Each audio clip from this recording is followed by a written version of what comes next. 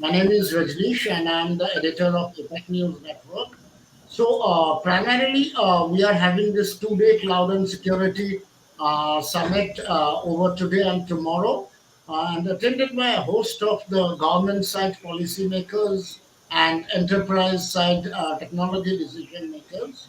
In the morning, we had the inaugural session attended by a host of policymakers and the law enforcement specialists who talked about different aspects of cloud computing and cybersecurity. So we had Dr. Muktesh Chandar, Special Commissioner Technology Wing of Delhi Police. We had Dr. Sanjeev Kumar Padjoshi, Joint Secretary, Ministry of Panchayati Raj.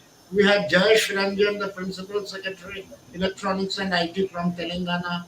Manoj Abraham, IPS, the additional DGP of Kerala Police. We had Dr. Nita Verma, DG NIC. We had B. Sundar, Special Secretary of Department of Electronics and IT in Government of Andhra Pradesh. We had Manoj Mishra, Secretary Electronics and IT, Government of Odisha, and just now we finished the session with Golok Simli, the CTO in Passport Seva of Ministry of External Affairs. So right now, it's my privilege to introduce a very eminent set of panelists for the session from on-prem to edge, innovation, insight, cost, and risk, where we are trying to discuss the different aspects of cloud adoption in Indian enterprises and the challenges and the future roadmap. So let me introduce the panelists one by one. We have Ramanathan.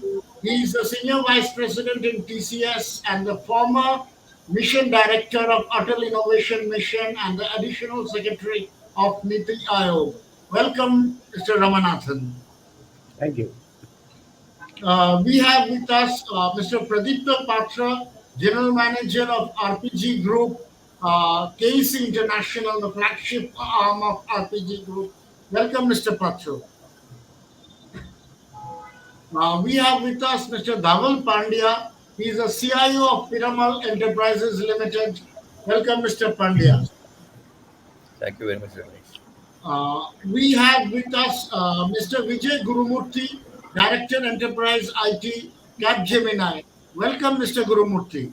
Thank you, Rajneesh. We have just now Mr.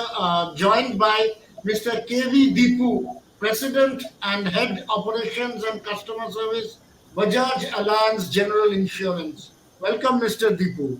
Thank you, Rajneesh, and good afternoon, everyone. Thank you. And last but not the least, the session will be moderated by Mr. Yateen Chodnekar, Senior Vice President and Chief of Business Processes and Technology Excellence Officer of ENAM Asset Management. Welcome, Mr. Yateen.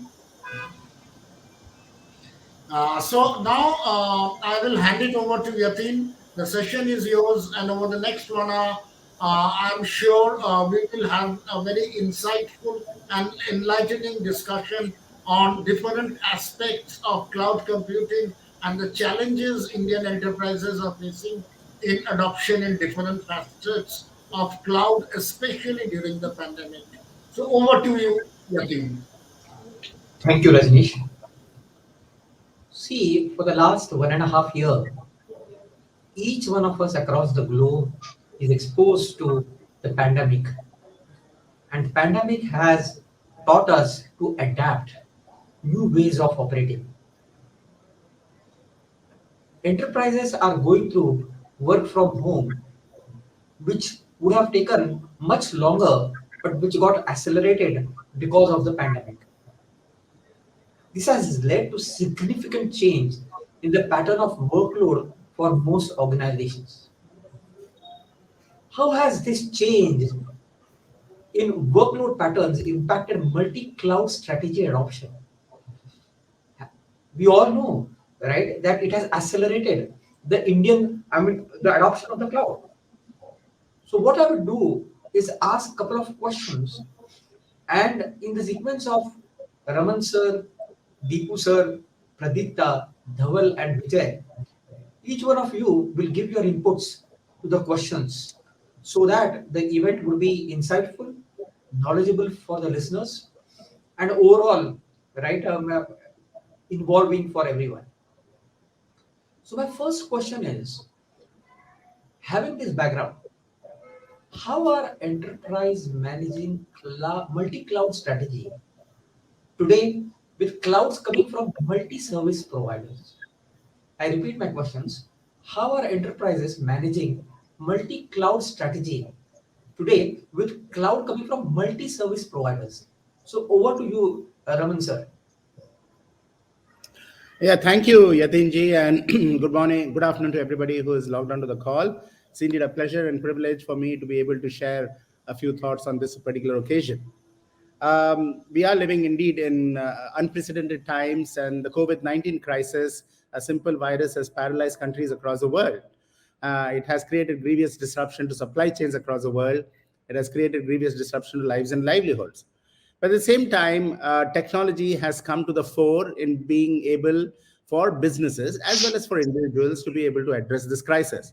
And I think it's been a remarkable time where, as you rightly pointed out, Yateen ji, that the use of technology, the leveraging of digital technologies, particularly cloud services, has been accelerated tremendously, almost exponentially, for the benefit of everybody. So it is no wonder that today we are all discussing on this particular platform our ability to leverage the cloud better, or on a serious topic like this. And we have hundreds of people who have joined this and who are getting the benefit of it.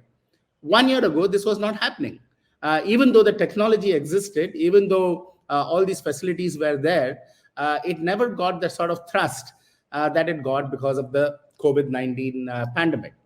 And that's now become an irreversible thing for all organizations to be able to deal with. In fact, the organization that I come from, TCS, almost for the entire 1.5 years, most of them or almost all of them have worked from home, and with remarkable progress. Not only progress for the organization, but in its ability to be able to tap the rest of the world and leverage technology for boosting productivity, for still making work happen. Wherever there are knowledge enterprises or knowledge-based enterprises that are there, every one of them have adopted web-based services and work-from-home strategies and multi-cloud strategies to be able to deal with the situation. Of course, large organizations like TCS have the advantage of developing systems very quickly because they have a very large pool of IT professionals and IT support organizations. So, for example, in TCS, we have still a very strong internal system through which communication takes place between groups, between project leaders as well as senior management and the teams. And they have very good firewalls to be able to protect themselves from being able to be hacked or vital information going out, because they are servicing clients from all over the world. And these are all Fortune 100, Fortune 500 clients who are very sensitive about data that is getting exposed to any other parts of the project team. You know, even within TCS, they would not like one project team to have access to data from another project team. So large organizations are dealing with it in multiple ways. But I think the bigger impact of multi-cloud strategies and multi-cloud services has been for the smaller organizations. It has boosted productivity tremendously. It has made available a vast range of new services on the cloud, collaborating platforms, ability to share data, the dependency now on using the cloud and using multiple cloud servers and services, which are most optimum for their business. You are no longer now dependent only on one provider. And therefore, you are having the flexibility and thereby the increased productivity. You are having containerized applications now, which is enabled to be docked on multiple platforms, on heterogeneous platforms, and it has increased the speed of processing or communication. So, along with the tremendous flexibility, the ease of use, the lower costs, and the ability to operate from anywhere, access the data that you want, along with that flexibility has also come in the question of how do you make your data secure and how do you ensure cybersecurity and that you do not have problems associated with the same. So I think a number of innovative services are being developed in order to tackle this problem, the problem of security and problem of penetration. And this particular theme in this particular conference is that of innovation. And I think innovation is getting a huge boost because of the multi-cloud services and strategies that is being adopted by organizations everywhere. So we are having I've been part of the Atal Innovation Mission. And in this mission itself, where we have launched hundreds of incubators fostering thousands of startups, we have more than 2,200 startups. But I would say at least 50% of them are based on, or almost all the startups are using cloud services. But more than 50% are IT enabled startups or e-commerce startups. And these startups are tremendously leveraging the cloud for being able to reach the distant parts of the globe. And so the world becomes their stage in terms of not only access to information, but also providing services and their products. Super, very insightful, Ramesh sir. Dipu, you want to add something more from your perspective for this question?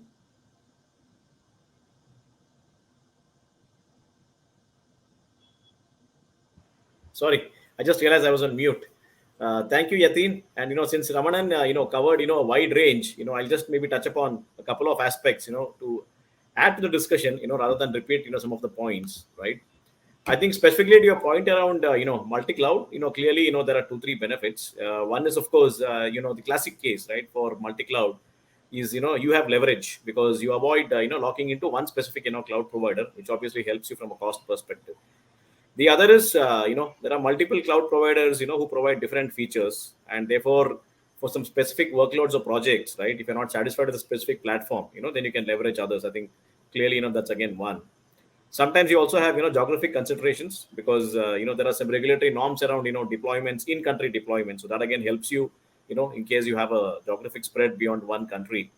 And of course business continuity, right? Since today everything is digital, it's not just a digital way of working, but a digital way of living as well, right? So I think in case you want to have resiliency from an outage or a configuration issue perspective, having these multiple clouds can give you business continuity. Just want to touch upon these 3-4 aspects from a multi-cloud perspective. Excellent, Dipu. Thank you for that. I move to the second question. What are the best practices emerging in a multi-cloud scenario that other organizations could emulate? I put this question to Pradipta sir. I repeat the question. What are the best practices emerging in a multi-cloud scenario that other organizations, our listeners, could emulate? Yeah, thanks, Mr. Yateen. Yeah, I think thanks for that opportunity to speak on this.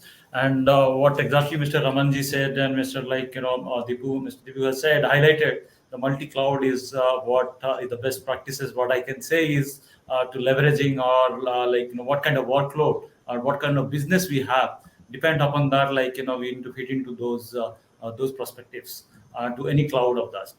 The point is the framework if you're talking about the best practices is the baseline and the basic. We have to write our basics. So wherever we have seen the first point is how that multi-cloud will be communicating to each other. Let's say if I've hosted a SAP or ERP in one of the cloud, which is the best, how it can interact with my Microsoft O365 and the SSO perspective, how that can be interacted. This is a small example or one of the example I can give it to you. So this is how the communication, how the integration will happen to that. Then second point is most important is how we can govern and manage those things. Okay, how we can manage that, how we can manage the single dashboard. I should see that all multi-cloud workloads or changes or change management or incident or whatever it is coming to me. So how we can take it up. The third part is the risks associated to that. What are the risks are there? While we are accessing our multi-cloud partners, is it what kind of identity and access management we are built in? In the multi-cloud, is it the same or it is a different cloud? You have the different access management. So you need to look into that. Overall perspective, you should have the single identity and access management throughout the cloud. So these are the 3 priority. We have to look into it. And as I said, the best practice is our basic thing to be right. And there is like what we talk about, either like cyber security perspective or the information or risk perspective, a lot of frameworks are available. NIST we can follow for the military attacks, and we have our a lot of IT, a lot of governance, GDPR per se for the consumer, handling the way general insurance or BFSI handles those cases. See, the point is moreover the frameworks are available, but how it is applicable and practically the controls are in place is important. The basic things should be right. Again, I'm trying to say that highlighting the basic thing is, of course, today people say that administrator become the password never changes for longer period. That is the basic things. It is the best practice and hygiene for that any enterprises. But that is where that most of the things are in the patches, or most of the thing the farmers not upgraded for 2-3 years. So many such kind of scenarios are there, and people are today the way the cyber securities or the risks are happening, the attacks are happening, it is multi-flowed fold during this pandemic era. And if you see that it is keep on happening to a lot of enterprises. Okay, so in that case, we have to see the way the threat landscape being expanded without any boundary today. Today the boundary, yes, earlier the boundary is your office, your network, your private and protected networks. Today everybody is working from home, people are working from remote, and people are from any part of the country, part of the place. So the point is, how we can see is, while they accessing again to the cloud, whether it is multi-cloud or it is accessing to your resources wherever it is, then how, in what manner they are accessing to the cloud, that is important. Whether you can take the VPN or there is a SASE framework, which is can be give you secure access kind of scenarios. See, lot of the frameworks in place, but only thing you have to make it ensure that yes, all these whatever I said, those points or pointers, the best practices framework, this should be tightly integrated, so that you have to monitor, measure, and so that we can protect to the organization's assets and data.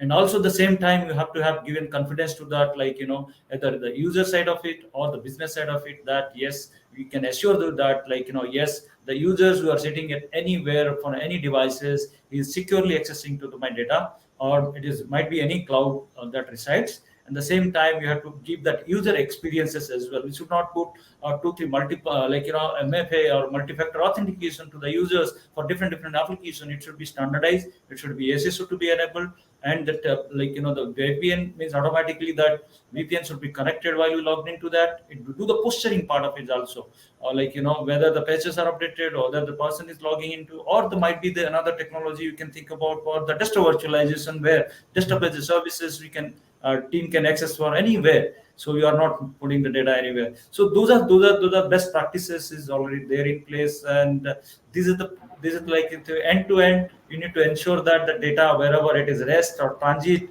or it is in the systems, it should be always protected, and it should be monitored, and it should be moral of to be secure. That is what the best practices I can say in this point of time. Thank you so much. Excellent. Thank you, Pradipta. Right, Dhaval sir, you want to add any more points to this? Thanks a lot, Yateen, and extremely pertinent points made by Pradipta. What I will do is I'll possibly, since we are talking about best practice, I'll try to articulate a framework which possibly can be followed.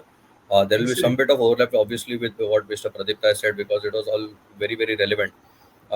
But these are some of the guiding principles that I personally follow, and I think possibly there is some value in articulating it in the manner of a framework. So I think there are 5 important considerations when you talk about adoption of a multi-cloud and how do you go about it. So the first and foremost is that you need to have an enterprise architecture in place, and which clearly classifies your applications into various categories based on severity, based on importance, and whether they are addressing a core or whether they are addressing a peripheral business case. And then you have to look at basically how the multi-cloud applications that you're talking about, or the public cloud applications that you're talking about, how do they fit into this enterprise architecture. So what becomes important is that you need to clearly have a roadmap, which is an enterprise architecture roadmap, which basically says that at what point in maturity what cloud application will make the most sense and how you go about it. So when you talk about enterprise architecture, obviously the security aspects of the enterprise architecture also get taken care of. So it becomes important that you have a security posture which covers all classes of applications and not necessarily focuses on a particular important application as you may see it. because their hackers are identifying different ways of looking at the loose ends and then trying to get into the perimeter that you have built up. The second important aspect is the entire data architecture or the data layer, as they call it. And here you have to clearly identify that with multi-cloud or with a cross-application portfolio that you're going to have, how does data weave into, or how does data become a horizontal for all these applications, and how it interweaves into all these applications.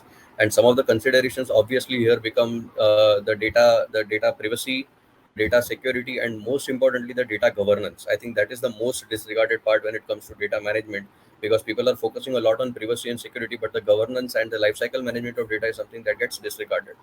The third important part is that you need to have an enterprise architecture for the integration layer, or as they call it, as the enterprise integration or enterprise service bus. Now, why this becomes important is that with multiple clouds coming in, you lose basically the choice of how the data gets stored and where it gets stored. So it becomes important that you are able to access the data that you have generated or acquired through your business processes, and it is freely available across the applications that you need in a cost effective manner, which is the most important part, because a lot of these application owners, what they do is that they place certain boundaries around how the data which is generated and utilized across their applications, when it comes to taking it outside their boundaries, how does that get managed. So the entire enterprise architecture around the integration layer needs to be addressed, and more importantly, it needs to cover IT and OT both, because a lot of companies today are moving towards the industry 4.0, and then it becomes an afterthought as to how basically the data will seamlessly move between the OT landscape and the IT landscape in a secure manner and gets meaningfully utilized. For example, if you were to invest in, say, in an AI or ML based technology, or you were to invest in a connected machine kind of technology, so this integration part becomes the third important part. The fourth important part, which I think is strategic in nature, is that please evaluate the partner that you're investing in. Even though it is a public cloud option, please evaluate it from a long-term perspective. You have to look at it whether the partner is having strategic allegiance with your strategic vision, or what you enterprise or what you envision as the business of the future. So it becomes very important that he is looking at the same KPIs that you are looking at internally, and he's delivering to those KPIs. Because if, having a short term, while we say that fail fast and move on and stuff, still the intent of investment always has to be strategic and long term in nature. And I think that's where some of the organizations try to just emulate what else has done in the industry without evaluating the core applicability of it, whether the strategic allegiance is there or not. Because organizations within the same industry tend to be at different levels of maturity, and your investment in cloud or any application portfolio has to be in line with your maturity posture at that point in time, and what is your roadmap going ahead, say maybe 3 years down the line. And the last and the most important thing is that you need to have a customer focus. So is the investment that you're making in a particular multi-cloud application, is it trying to deliver the customer centricity or deliver to the customer centricity framework that you have subscribed to? Is it helping you move to more closer to the customer? For example, Pradipta talked about customer experience. It will talk about resiliency, uptime, the entire UI UX part of it. So does it have those capabilities which your customer is requesting from you?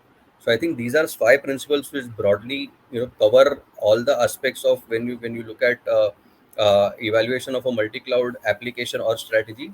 And I think there will be add-ons which will come in, but I think they will largely fit into one of these five packets. Excellent, excellent. Very well structured and articulated. So I thank you, Dhaval sir, for this. Now, right in the journey towards multi-cloud environment, what are the challenges in auto scale capability for organizations looking to automate their operations, like adding or removing services? I would request Gurumurthy sir to give his insights. Sure. Thank you, Mr. Yateen, and good afternoon to all attendees, and good afternoon to all the panelists. Multi-cloud, as we know, it's not something new which has come up recently, but it's been there for a while, and this is going to stay for a longer time than what we expect. And every company are looking how we could adopt a multi-cloud as the enterprise standard, where you don't get locked into a specific vendor, right? So the multi-cloud strategy is going to stay. Now, what are the different scenarios in which you could look at multi-cloud strategy? each vendor, each public cloud vendor has a different strength in their specific area. Like some of them are very good in the big data analytics, some are very good in AI, and some are very good in the cognitive related services. Now, we as a enterprise customers look at what is your business need, what is the application which you are going to use it. Does it require a vendor like Azure or a vendor like who is strong in cognitive services? Then use their services as their primary mode of connection. If you are doing a big analytics, then you need a high power systems, then look at a vendor which is providing you these expertise only on that. Right? So it becomes very distributed. When you have a distributed architecture like this, it becomes very critical that we provide a single pane of glass for the employees or the customers or the end users where they can go and provision what systems they want. And if that way we prevent the shadow IT which is going to happen. If you give direct access to create resources, direct access to the portals where they go and do it, then the not only your IT becomes complicated, the unwanted shadow IT brings up a lot more challenges because of data governance and compliance requirements becomes extremely difficult to manage. Right? During the various audits, what happens that shadow IT becomes a highlight during the discussion. So we as enterprise customers, it is very important that we provide a single pane of glass through which every services are provisioned based on the controls which are required for specific country, so that there are no, you don't go create a resource in Germany where it is completely controlled, or you don't create something in China where it is completely controlled, right? So depending on the overall governance or the regulatory requirements of each country, we have to provide a single entry so that we control the way the multi-cloud strategy is used. Then comes the automation. Now, based on the requirement, can I do complete automation where it can auto scale, add more resources when I want, remove? Definitely possible, right? The built-in architecture is already there with all the vendors. Now, how do I consume it? Depends on how I can integrate my applications, how based on the KPIs, whether which duration which I need to scale up, right? Those are need to be measured before we say, yes, this is the duration I need to scale up. And can I do an automation? Yes, go enable automation using either whichever native automation available in cloud, so that you auto scale and reduce as and when required. Then comes the data governance part, right? When data governance is critical, we need to know what kind of critical data is flowing in the system, right? And ensure that we provide a proper governance strategy, proper security strategy, because once you go to cloud, customer becomes the responsibility of everything what you run in your tenant, right? So we have to ensure that whatever security measures we did in on-prem, we follow the same standards of compliance, of data governance, of the security for every application which are hosted. Only then we will be able to fully utilize the cloud as a strategy, multi-cloud as a strategy, and the companies, smaller, large companies, will adopt more and more. We will see applications instead of being hosted internally will always go cloud first as a strategy. All this will happen only when we bring those kind of framework in place, which helps us to provide protection at every layer of the system, right? And it is very critical even for a larger organization to look at, right, the governing strategy, so that we don't violate any regulations of any country when we go into multi-cloud strategy. These are my views. Thank you. Excellent, Gurumurthy sir. Right, Dipu sir, you want to add further to what Gurumurthy sir has said? Dipu sir. I think Guru has covered a wide variety of points. Essentially, you were talking about the challenges in automation, right? If I just look at the angle that you want me to cover, right? Yes. Yeah. Yes. Yateen? Yes. Yeah. So as I said, I don't want to repeat any point, the same way that when Raman was speaking. But I think from our perspective, there are 2-3 other. I'll bring in completely new dimensions. One is, from a language perspective, how do you take it forward, from in a multilingual environment? Because English tends to be, the default language of choice, when it comes to, applicability and scaling up. And therefore, how do you bring that in? That's, a completely new dimension. And then the other is, as you, because you started your conversation by talking about the COVID-19 scenario. As we now get into the new normal, I think we're already in the new normal, right? Because we are coexisting, in terms of the digital model. It's also about ensuring that, from a customer experience perspective, how do we leverage, whether it is the cloud or whether it is the entire range of customer facing technologies from a touchless UI UX perspective. And for example, that's where voice comes in. We've been able to leverage voice in a big way in the last 18 months, and that's given us, significant traction. So I'll basically pick on these two aspects, which is how do we move to voice, and the other is multilingual, as to additional dimensions to whatever, Gurumurthy covered. Super. Thanks a lot for that. My next question is to Ramanan sir. And the question, right, which is obvious, is while container-based applications help in further automation, what are the challenges in troubleshooting, rolling out and managing these microservices? Yeah, thank you. I think it's a very important question. Of course, container-based applications are picking up very strongly, and today now you have more and more container-based applications which are manifesting themselves in the market, and it's definitely a better alternative than the virtual machine concept that was preceding it, and which requires a lot more resources to be able to do that. At the same time, the challenges of container-based applications and services are quite a few.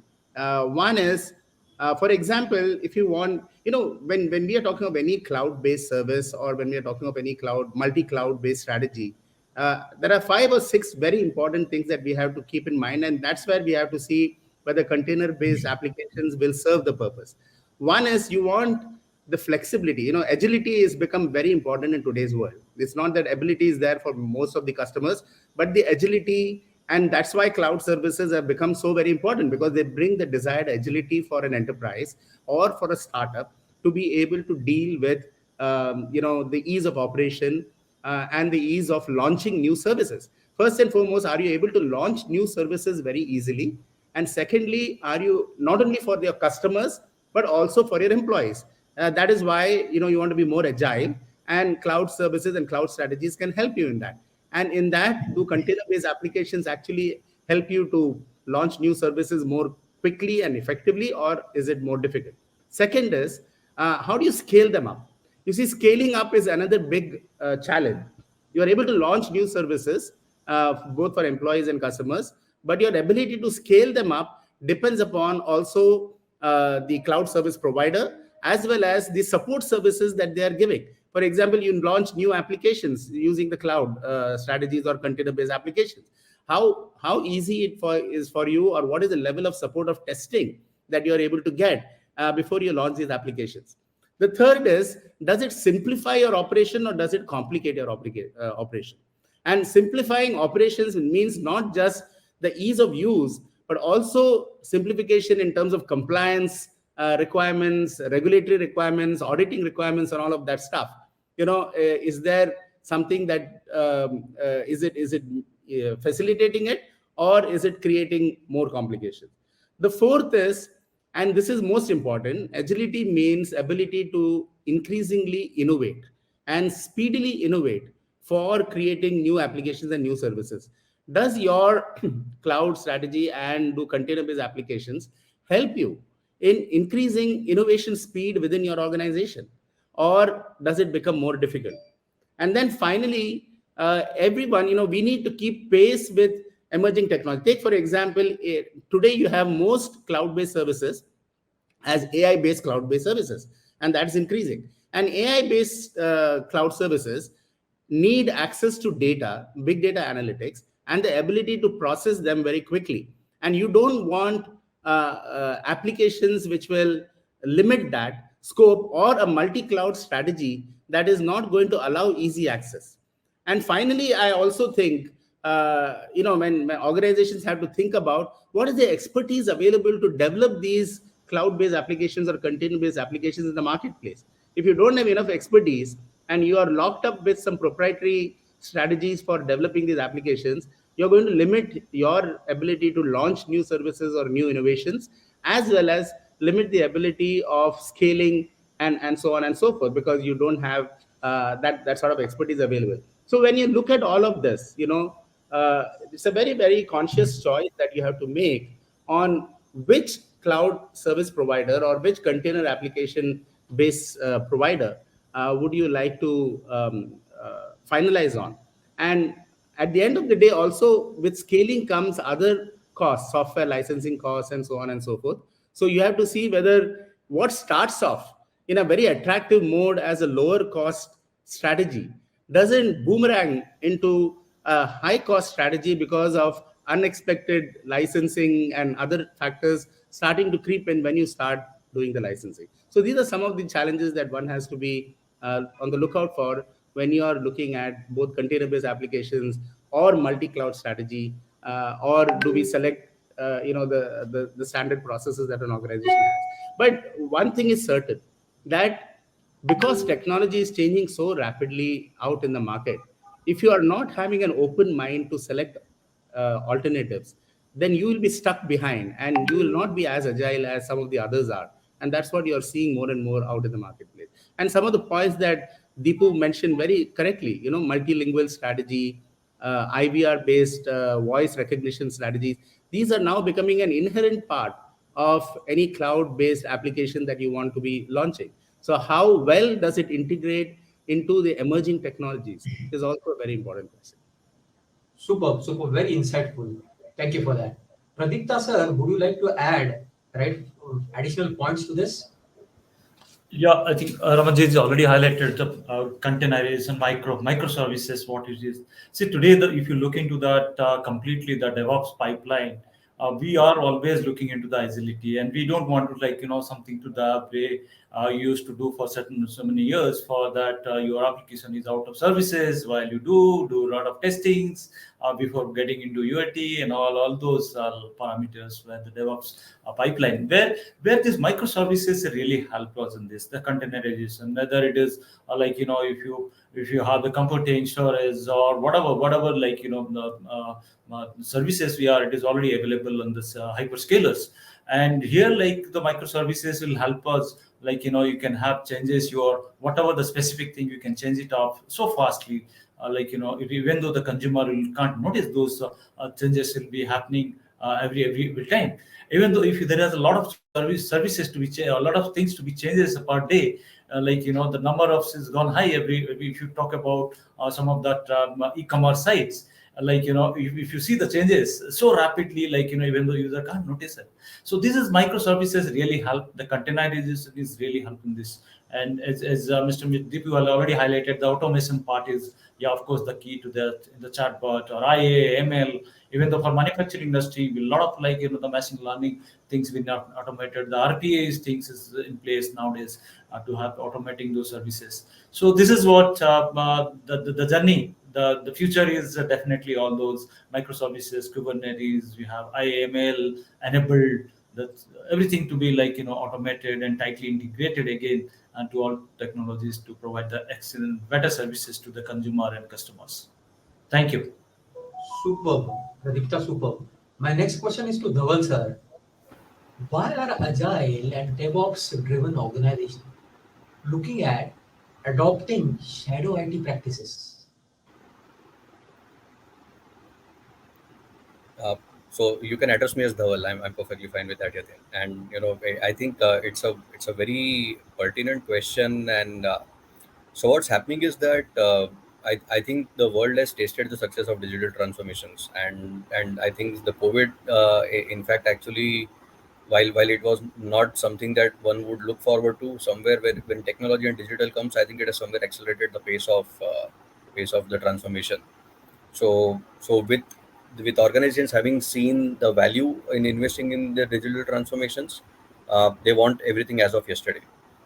So they are also rightly investing in skills within the non-IT part of their resourcing to be able to deliver it and not have too much reliance on IT, and somewhere like say an agile, by philosophy it promotes that model, right? You're supposed to have a squad, and a squad is required to comprise of cross-functional people, and more importantly, it is also required that these people understand, if not fully, some nuances of technology, so that there is some semblance of reality that we're talking about. Because with all the sprints, you are chasing somewhere like a 15-day delivery period, right? You look to target and roll out changes within 2 weeks timeline.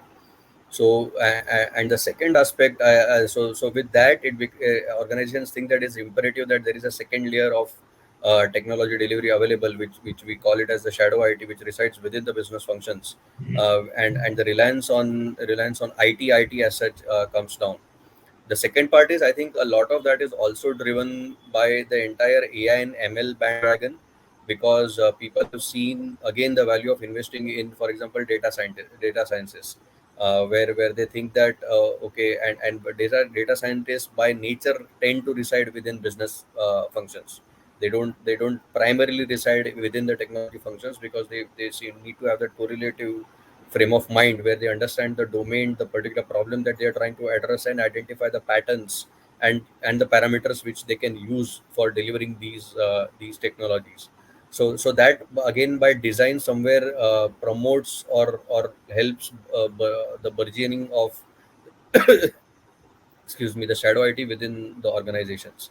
So I think the pace of delivery, the level of restlessness that is coming in, and the drive to adopt the newer ways of working like agile and adopt the newer technologies. These are some of the factors which are leading to the increase of shadow IT and actually promotion of shadow IT. Excellent. Thank you for that. Vijay sir, you want to add any further points to this? Yes, so I think the shadow IT is one of the key areas where is challenging for most of the enterprise IT teams, right? Because we need to give flexibility to the developers where they can do UAT testing and ensure that they give a quality of service and deliverables to customers. Now that brings in a form of shadow IT. Now, being a shadow IT is some way it is good, but it takes away your control on the applications, control on the data, control on the overall structure of the system, right? So it is very critical for us to know what is avoid shadow IT, or at least bring that shadow IT in part of your enterprise system, so that you have visibility what is there in the cloud, what kind of services are running, where that, see, many times it happens that you move data from one location to other location to do testing, UAT, simulation, all that, right? Now we need to restrict to use any of the critical data being into the cloud. So we have to bring in visibility so that we know what resources are there, how it is being utilized, whether unwanted cost. Sometimes you run the service and you forget, and the cost keeps coming to you. All that visibility you have to bring in so that we can have shadow IT and we have in a controlled environment, so that we know what is happening in the entire system. It should be as similar to as you are in the enterprise internal IT, where you have complete visibility on the entire platform, which is in your control. Similar strategy we need to adopt in the cloud, either with shadow IT, with multi-cloud. We have to have the control over every resource. Control, I mean visibility, not the control in terms of usage, right? Only then we will know that are we at risk. Otherwise, there are different control mechanism has to be put. It becomes a very source of data being leaked, or a threat being coming inside from a cloud when the essential security measures are not kept in place, right? So we need to provide those kinds of protection to the developers and testers, and also ensure that the corporate security standards, corporate governance are also maintained in this shadow IT environment. Excellent, excellent. Right. As we have 8 minutes, I pose my last question, and I would request Ramanan sir, right, to give insights on this question. In addition to what Vijay sir mentioned, let me rephrase my question. What are the risks involved in shadow IT as a CIO? How would you respond to shadow IT and simultaneously look at reducing shadow IT needs and risks? Yeah. Thank you so much. And I think Vijay ji very beautifully brought out some of the issues. But let me just add there are four main reasons why shadow IT has started increasing, and they're very obvious, but I would like to still state it. Number first is it provides you increased flexibility. Second is it provides increased productivity. Third is it provides increased ease of use. And the fourth is it increases collaboration. So, people use Google Docs, people use whatever outside shadow IT applications, Dropbox, etc., because these are restricted from within an enterprise. The existing firewalls or internal systems do not lend themselves to this greater flexibility and greater productivity and so on. So organizations have to very clearly see that if something is becoming popular, how do you internalize it rather than how to prevent it? Because the strategy seems to be prevented, and prevention leads to more and more subtler ways and more intelligent ways. You guys are always trying to find out how to beat the system, right? So how do you internalize it, especially when it comes to these 4 points of increasing flexibility, productivity, ease of use, and collaboration? Now, what are the risks? The risks are many. And clearly, one is the customer data risk. Customer data is lying within your organization, and through shadow IT, it flows out of the organization, and you have no control on what is happening. So that is one. The second is the control of the data flow. It flows from one shadow IT application to another shadow IT application to a third shadow IT application, and you do not know the type of security associated with each of these applications. Third is there is this security risk. Security risk means hacking. So there are so many instances, Facebook accounts being, login passwords and crucial passwords are going away. Enterprises are today managing data for large Visa card, banks, financial services, insurance companies, and so on. They have some very vital data within them. And therefore, once you are able to, through the shadow IT application, if you use a shadow IT application which apparently increases flexibility and collaboration, but it is very loose on security, the harm can be tremendous. The visibility risk that Vijay talked about, that is also very important. You are losing control on what visibility is there by you as an organization into what is happening within your own organization, what is happening by the users, the developers, and so on. And then one very important thing is competitive risk. Many organizations always have unique methodologies, the differentiator that exists within an organization in terms of responding to competitive environments, intellectual property, and so on. That competitive risk can actually put at risk the entire organization. So these are all the risks that need to be looked at and need to be understood by organizations and enterprises, that these risks are there. But the solution for that is not to prevent shadow IT, but to internalize shadow IT through appropriate strategies, either by making it a part, entering into a negotiation with that shadow IT vendor that we are going to adopt this, but what special controls you are going to enable us so that this data flow doesn't happen outside, or all these risks get addressed. Excellent. Thank you. Right. For the past 55 minutes, all the panelists have given their insights on, from on-prem to the edge, what are the innovations, insights, costs, and risks.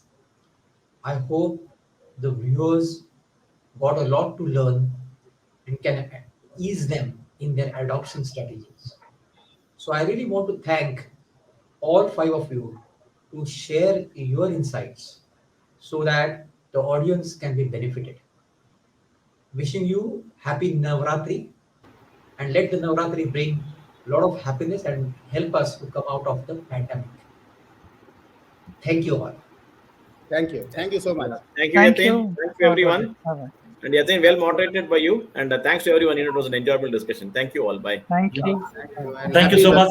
Thank you all. So, thanks to all the panelists, and thanks, Yateen, for a wonderful conduct of the discussion.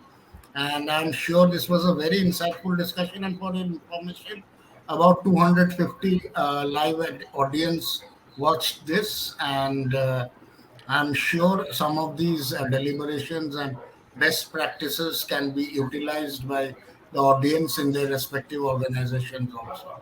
Great. Thanks. And all of you, wish you have a great day. Thank you. Thank you. Thank Bye. you. Thank you. Thank you. Thank you.